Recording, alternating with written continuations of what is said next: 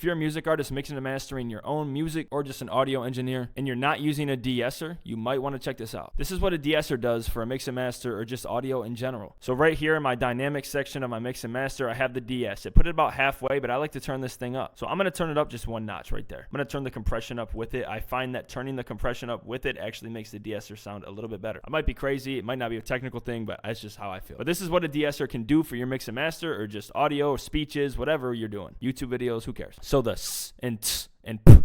Hear that? Tss, tss, tss. Hear that? Tss. A de-esser, it really takes those S's and those T's and even those P's, those S and those T's and those P's, and it kind of curves the edges. Like picture like a sharp end and just curves it out. It takes the prominence away from those letters because those letters can be a little overbearing in a microphone. So it's technically actually a compressor, and it can dynamically take away the edges and that like extra sound that comes with those letters. If you want to get the Google technicality, you could say it reduces the frequency range when its certain thresholds are met of the tss and the tss and the. Think of the S and the T like a sharp knife, and just think of it like bending the corners so it's not so sharp. It's not punching through your mix and master. Does that make sense? I probably sound so That's the de-esser for dummies right here, okay? So look, I'm turning my de-esser up a little bit, and I'll show you exactly what I'm talking about. Let me just apply those changes to my mix and master real quick. In this song, I say, I know that's not what you thought it. Thought.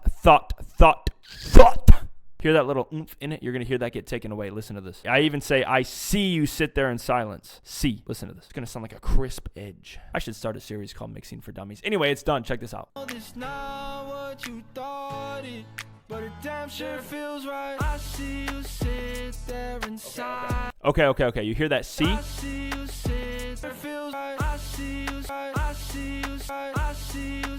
See how that C could be overbearing, but it actually flows with the song because it set a threshold for the frequency and blah, blah, blah. Anyway, it makes it sound better.